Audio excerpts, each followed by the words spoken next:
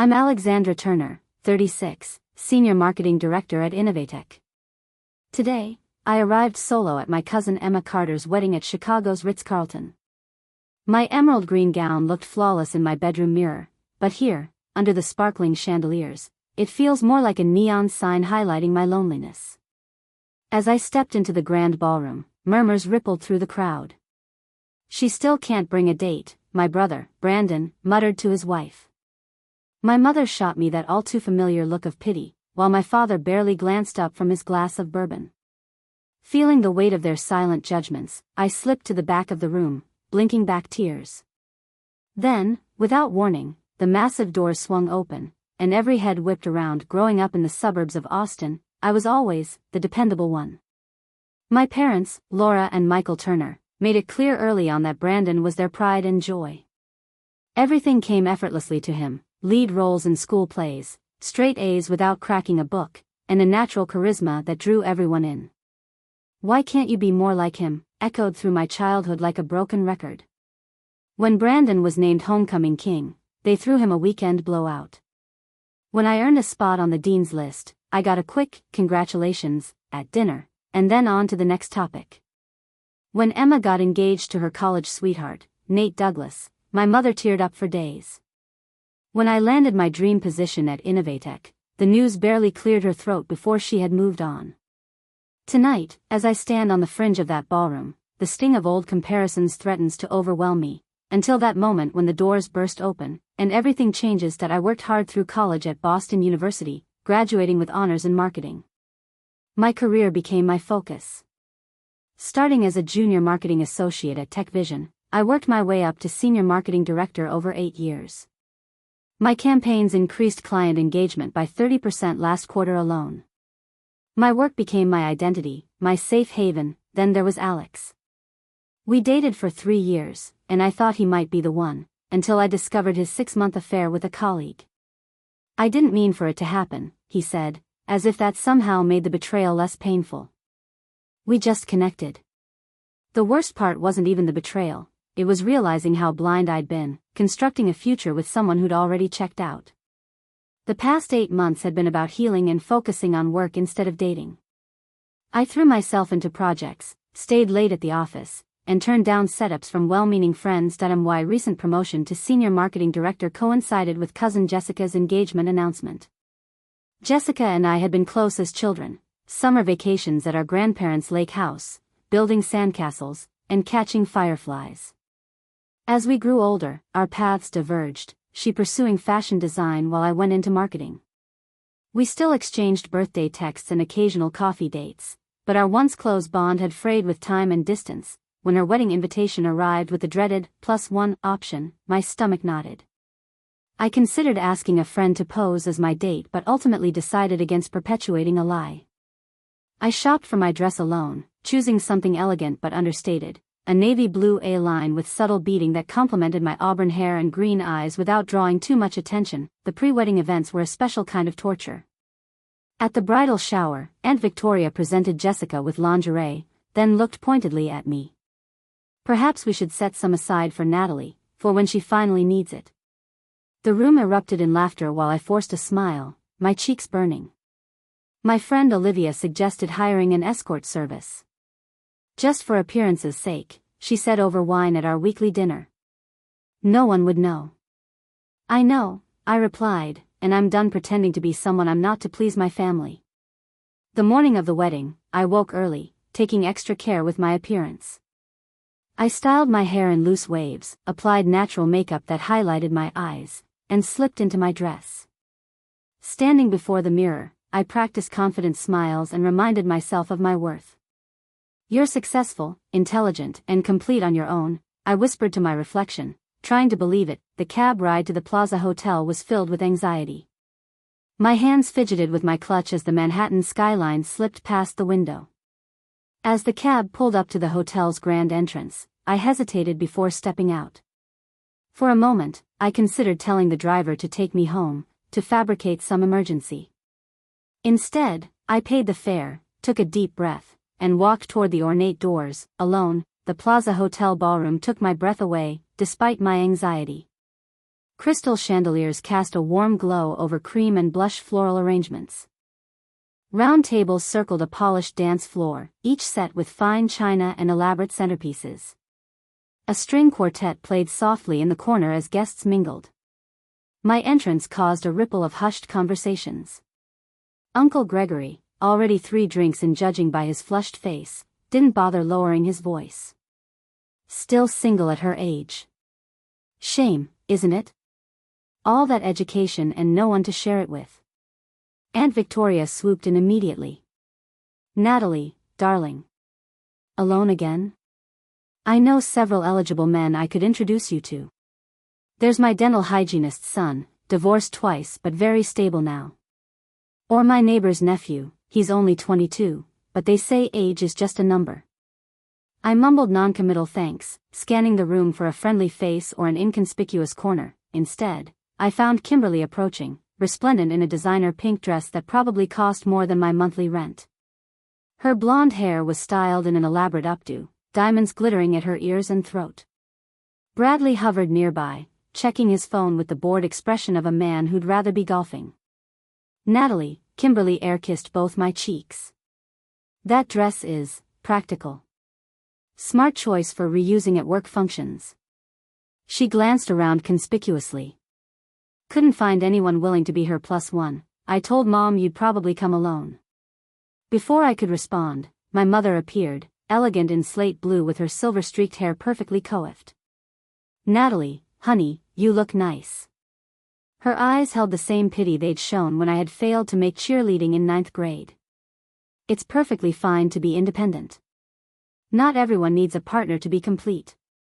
Her tone suggested the exact opposite. The wedding planner, a harried woman with a clipboard and Bluetooth earpiece, approached. Miss Green, let me show you to your table. She led me across the room to what was clearly the singles table, a hodgepodge of elderly widow Gertrude Jenkins, 16-year-old cousin Parker who was glued to his gaming device, and recently divorced cousin Travis who already smelled of whiskey. Congratulations on your promotion, Gertrude shouted, her hearing aid whistling. Your mother tells me you're very busy with work. Is that why you haven't found a husband yet? I reached for my water glass, nearly knocking over the champagne flute in the process. I enjoy my career, I managed, taking a long sip to avoid elaborating. The ceremony itself was beautiful. Jessica floated down the aisle in a custom gown, radiant as she joined Tyler at the altar. Their vows were personal and moving, speaking of partnership and unconditional support. I felt genuinely happy for her, even as a twinge of melancholy settled in my chest. During cocktail hour, I strategically positioned myself near the appetizer table, filling a small plate with stuffed mushrooms and spanakopita. The food gave me something to focus on besides my conspicuous lack of a companion. When are you going to settle down? Natalie, my mother's cousin, Linda, cornered me by the shrimp display. Your biological clock isn't getting any younger. Any prospects on the horizon? You know, my golf buddy's son just got divorced, Uncle Robert asked, helping himself to a bacon-wrapped scallop. He's a bit older, but established.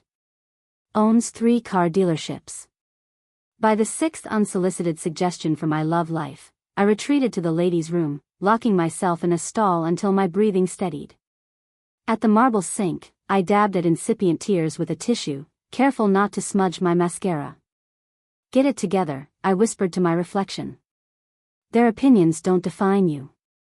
I called Olivia from the relative privacy of a cushioned bench in the powder room area.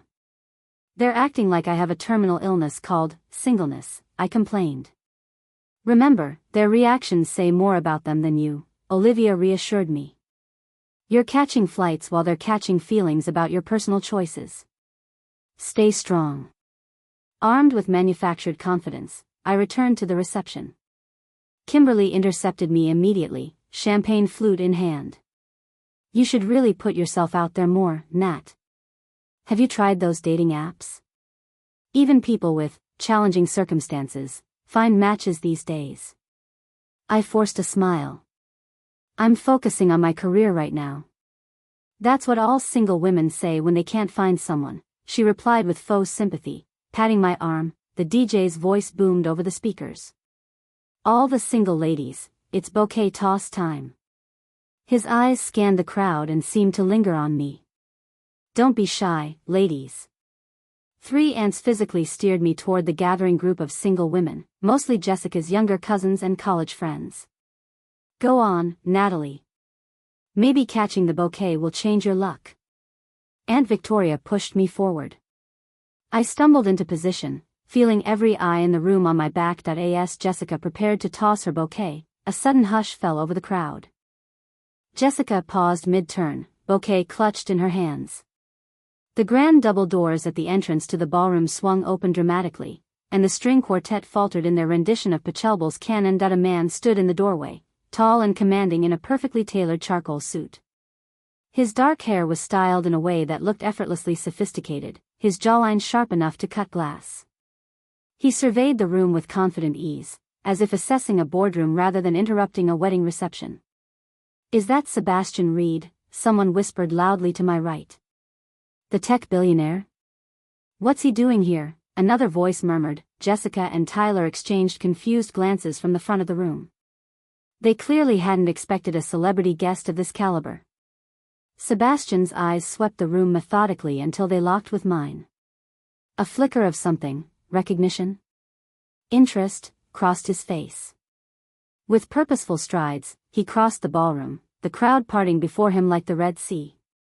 My heart hammered against my ribs as he approached, his gaze never leaving mine. He stopped directly in front of me, his 6 feet 2 inches frame towering over my 5 feet 6 inches, even in heels.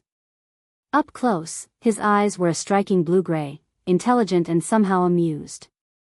Before I could process what was happening, he took my hand in his touch warm and surprisingly gentle. Sorry I'm late, love. Traffic was a nightmare. His voice was deep with a hint of rasp, loud enough for nearby guests to hear. He leaned in and pressed a soft kiss to my cheek, his cologne a subtle blend of sandalwood and something uniquely his own. I froze, confusion and shock rendering me speechless. Kimberly's jaw literally dropped, her perfectly applied lipstick forming a comical O of surprise. From the corner of my eye, I saw my mother straighten her posture, a beaming smile replacing her previous expression of pity. Play along, Sebastian whispered in my ear, his breath warm against my skin. You looked like you needed rescuing. I'll explain later. My mind raced through possibilities. Was this a mistake? A joke? Some elaborate prank? Yet, something in his steady gaze conveyed sincerity, offering a lifeline when I was drowning in familial judgment. I thought you might not make it, I heard myself saying, surprising even myself with how steady my voice sounded. His smile was dazzling, white teeth against his lightly tanned skin. And miss this? Never. He slipped an arm around my waist, the gesture both protective and possessive. Jessica approached, her bridal glow enhanced by curiosity. Natalie. You didn't mention you were bringing such a distinguished guest. Sebastian extended his hand to her. Sebastian Reed. Congratulations on your beautiful wedding. I apologize for the late arrival, an overseas business call ran long. Natalie assured me I was on the +1 list, but she wasn't certain I'd make it in time. Of course, any friend of Natalie's is welcome, Jessica gushed, signaling to the wedding planner. We'll need to adjust the seating arrangement. Within minutes, I was whisked from the singles table to the VIP section near the bridal party. Sebastian's hand remained at the small of my back as we walked, a warm pressure that felt bizarrely right for someone who was essentially a stranger. The transformation in my family's attitude was immediate and dramatic. Kimberly materialized at our table, her expression a strained attempt at nonchalance. Natalie, you didn't mention you were seeing anyone, let alone someone so accomplished. You never asked, I replied simply, feeling a surge of unfamiliar confidence. Sebastian, what exactly do you do? Kimberly batted her eyelashes while Bradley glowered beside her. My mother appeared, practically shoving Kimberly aside. Natalie has always been our intellectual one, she announced to Sebastian, as if she'd spent years proudly proclaiming this fact rather than lamenting my lack of social graces compared to Kimberly. Top of her class at Boston University, you know. As we took our seats, Sebastian leaned close. We should establish some basics, he murmured. How long have we been dating? 3 months? Where did we meet? 3 months sounds believable, I whispered back. Not too new, not serious enough that I would have mentioned you to everyone. Perfect. We met at the Wilson Charity Gala in March. I was impressed by your marketing insights. First date was dinner at Le Bernardin. I blinked, surprised by the specificity. How do you know I work in marketing? A slight smile curved his lips. Your name tag is on the gift table. Natalie Green, Senior Marketing Director. I filled in the blanks. When the champagne toast began, Sebastian clinked his glass gently against mine, his eyes holding a conspiratorial gleam that sent an unexpected flutter through my stomach. For a moment, I forgot this was all pretense, that this handsome, successful man wasn't actually my date, that we were performing an elaborate charade for an audience of wedding guests. Guilt niggled at the edges of my consciousness. Was I any better than Alex with his deceptions? But this was different, I reasoned. This wasn't hurting anyone, and it would be over in a few hours, nothing more than an amusing anecdote to share with Olivia tomorrow. Still, when Sebastian smiled at me, a genuine smile that crinkled the corners of his eyes, something fluttered in my chest that had nothing to do with our fabricated relationship. Sebastian pulled out my chair with practiced ease when we returned from the buffet line, his manners impeccable without seeming forced. As we settled into our meal, he leaned closer, his voice low and private. I overheard your sister when you arrived, he admitted, a flash of indignation crossing his features. The couldn't find a date comment. That was unkind. That's Kimberly, I said with a practiced shrug that didn't quite disguise the old hurt. She's been the family favorite since we shared a womb. She emerged first and has been leading ever since. Twins? His eyebrows rose in surprise. No, she's 2 years older but never lets me forget those 24 months of additional wisdom. I took a sip of champagne. Enough about my family dynamics. I should know something about the man who's supposedly been dating me for 3 months, beyond the obvious, tech billionaire headlines. He smiled, cutting into his prime rib. Self-made, if that matters. Started coding at 13, sold my first security software company at 25, launched Reed Innovations 3 years ago. The media exaggerates the billions, though. Only multiple millions. Then how disappointing, I teased, surprising myself with how comfortable I felt. I worked my way through Stanford on scholarships and ramen noodles, he continued. First-generation college student. Parents were teachers in Oregon. That explains the lack of entitlement that usually comes with wealth, I observed. I built TechVision's marketing department from the ground up. Increased client engagement by 30% last quarter. Impressive, he said, and unlike when my family said it, he sounded sincere. What's your specialty? Digital, traditional, integrated campaigns with an emphasis on storytelling across platforms. Our last campaign for Horizon Software went viral, with 60 million views. His eyes lit up. The one with the grandmother learning to code to create a memorial website for her late husband? That was yours? Brilliant. Emotional hook with a practical application demonstration. For the next 20 minutes, we discussed marketing strategy, his insights sharp and thoughtful. The conversation flowed to indie films. We both loved obscure director Emilia Santiago's work, modern art. He collected emerging artists but admitted to not understanding experimental installations, and travel. You studied abroad in Barcelona? He asked, looking genuinely surprised. Spring semester, 2015? Yes, at Universitat Pompeu Fabra. Why? I did a semester at IESE Business School that same spring. We probably passed each other on Las Ramblas without knowing it.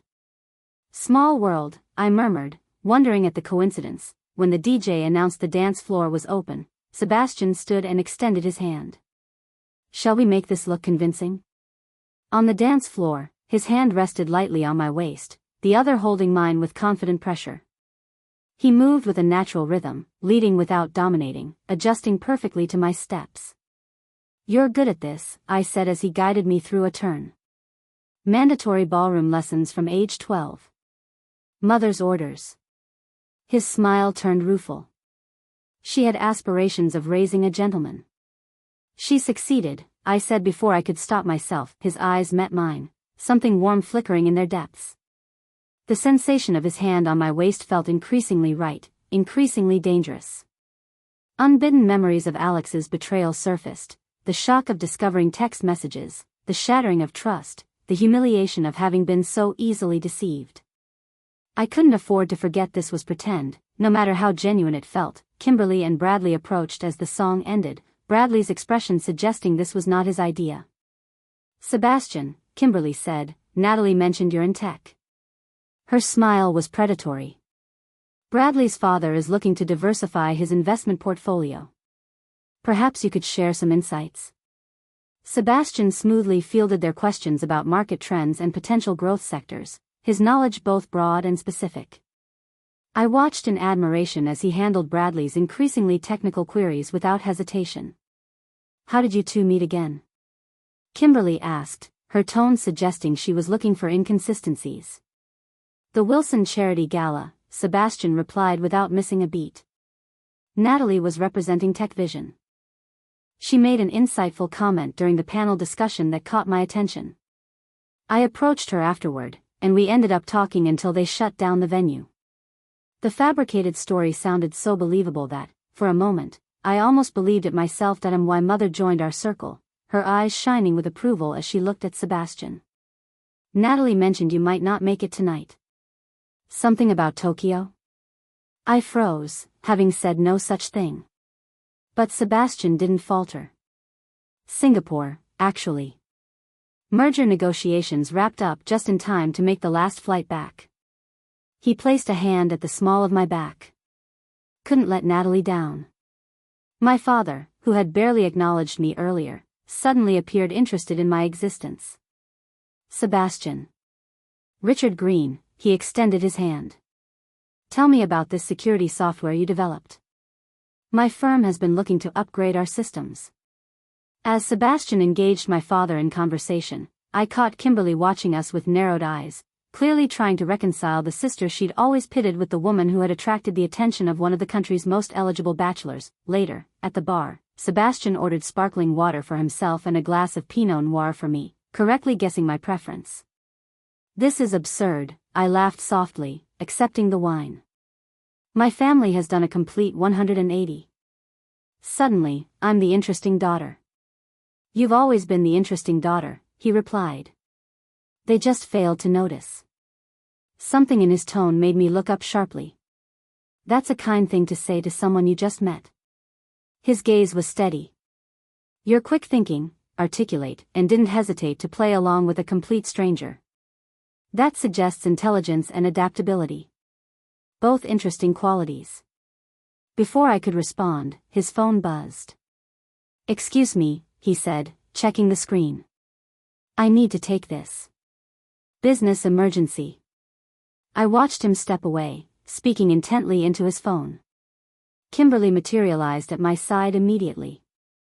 So, Sebastian Reed, she said, inspecting her manicure.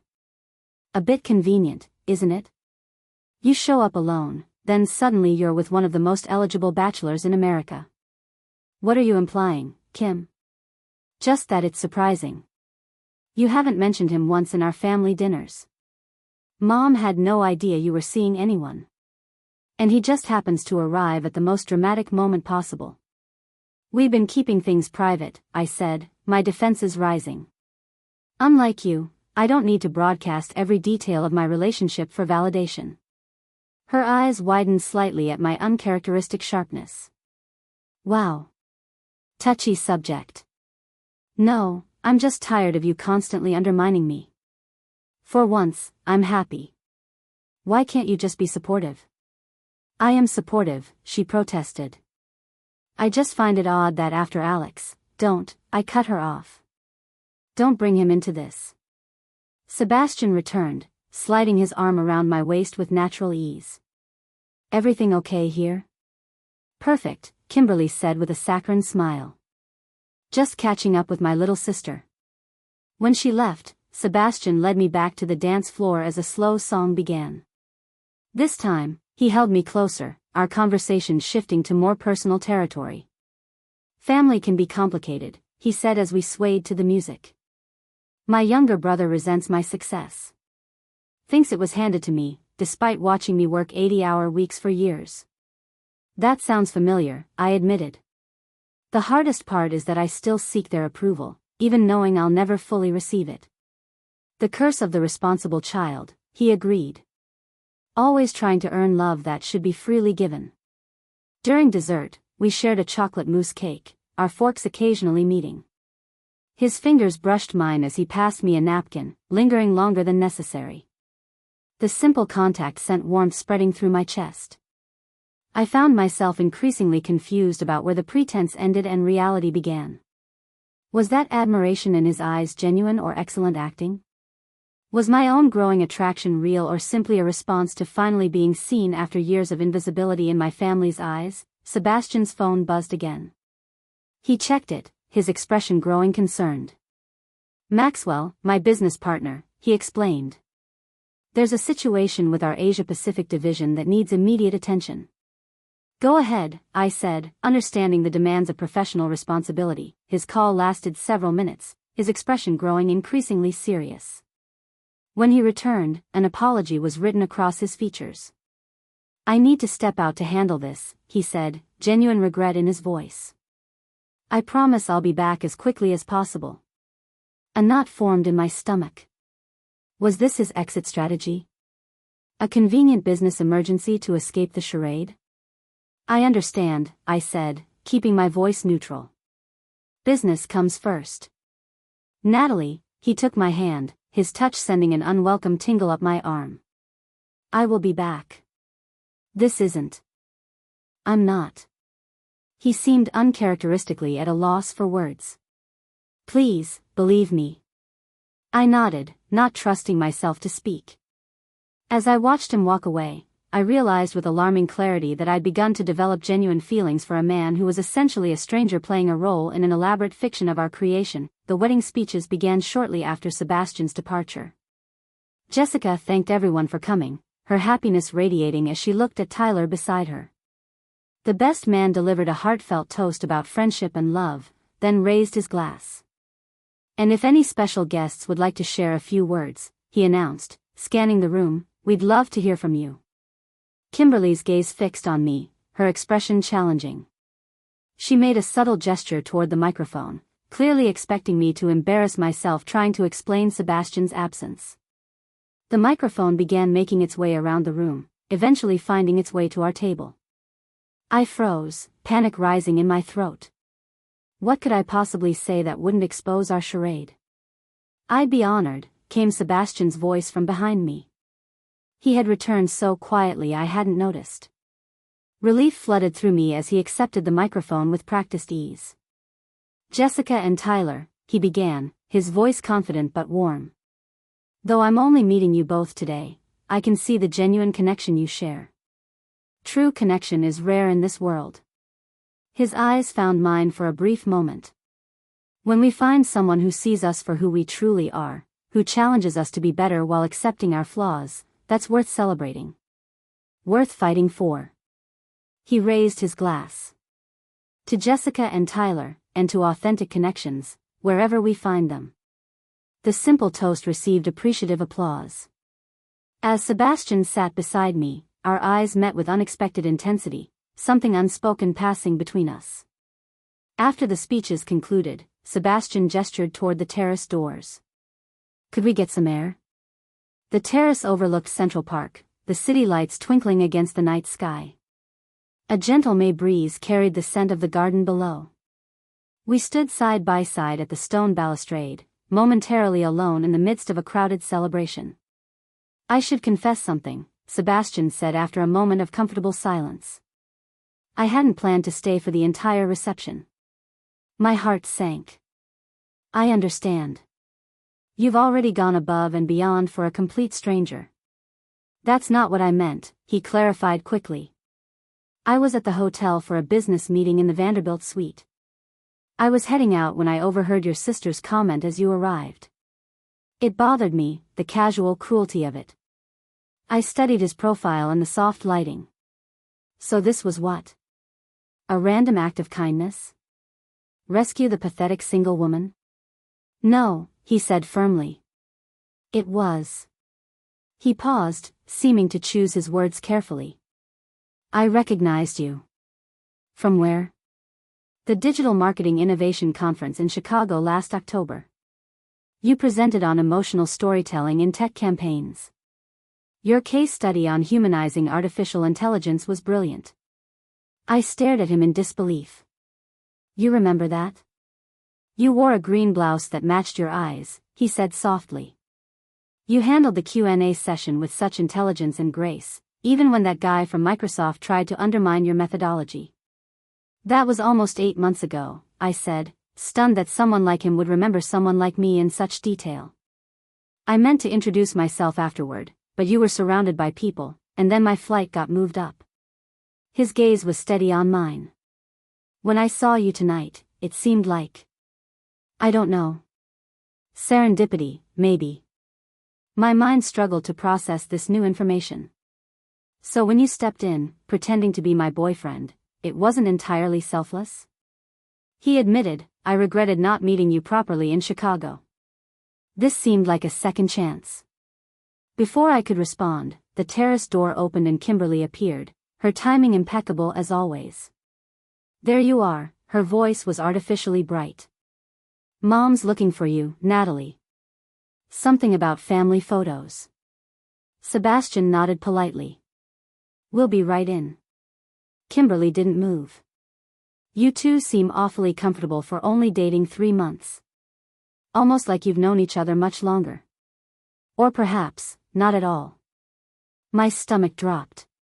Kim, not now. I'm just saying, it's convenient how perfect this all appears. Her gaze shifted between us. Almost, too perfect. Sebastian straightened. Is there something you're trying to say, Kimberly? Only that my sister has never mentioned you before tonight. Not once. And suddenly, you appear like Prince Charming at the exact moment she needs to save face. Forgive me for being skeptical. Kim, I warned, feeling the situation spiraling. Sebastian's jaw tightened. I travel extensively for work. We've been keeping things private while figuring out what this is. Really? Kimberly's smile was sharp. Then why did the concierge tell Mom he escorted you directly from your business meeting to the reception? Apparently, you asked where the Green Mitchell wedding was being held. Her eyes gleamed triumphantly. You two just met tonight, didn't you? Sebastian and I exchanged glances, caught in our deception. That's what I thought, Kimberly said. Wait until everyone hears how desperate Natalie was to avoid showing up alone. It wasn't like that, Sebastian protested. I made the decision to step in, not Natalie. So you're some kind of wedding-crashing Good Samaritan? Kimberly laughed. Please. Hurt and embarrassment flooded through me. What had started as a rescue now felt like charity. You can stop defending me, I told Sebastian, stepping back. The charade's over. Natalie, this evening became more than just pretense for me, Sebastian said, his expression earnest. Right, I said bitterly. You felt sorry for the pathetic single woman getting mocked by her family. Wonderful knight in shining armor moment for you. That's not fair, he argued, frustration evident in his voice. You know that's not what happened between us tonight. What exactly happened, Sebastian? We played pretend. You acted a part convincingly. Congratulations. We connected, he insisted. The conversations we had, the things we shared, that wasn't acting. At least, not for me. How am I supposed to believe anything that happens in the context of a lie? I demanded, my voice rising. I just got out of a relationship built on deception. I'm not eager to jump into another one. His expression softened. I'm sorry about what happened with your ex. Trust is fragile. I understand that. But I'm not him, Natalie. You're right, you're not, I agreed. He at least let me know who he really was before he betrayed me. Sebastian flinched as if I'd slapped him. Before he could respond, the terrace door opened again, and Maxwell appeared, looking harried. Seb, I'm sorry, but we have a situation that can't wait. The Singapore team is on the line, and the deal is falling apart. Sebastian looked torn, his gaze moving between Maxwell and me. Natalie, please, can we talk after I handle this? I think we've said enough, I replied, wrapping my arms around myself. You should go. Your real life is calling. Pain flashed across his features, but Maxwell was already leading him away, talking rapidly about contract clauses and deadline extensions. I watched him disappear through the terrace doors, a bizarre mixture of relief and loss washing over me that I allowed myself 5 minutes alone on the terrace, gathering my composure before facing the reception again. When I turned to go inside, Kimberly was waiting by the doors with my mother. Natalie, what's going on? Diana demanded. Sebastian just left with another man. Is everything okay? Before Kimberly could launch into her exposé, I made a decision. Sebastian and I just met tonight, I admitted, my voice steady despite the humiliation burning in my chest. He overheard Kimberly mocking me for coming alone and stepped in to help. The business emergency is real, though. He's the CEO of Reed Innovations. Diana's face fell, disappointment replacing her earlier pride. Oh, Natalie. Why would you lie to the family? I didn't plan this, Mom. It just happened. Things don't just happen, she sighed. This is exactly the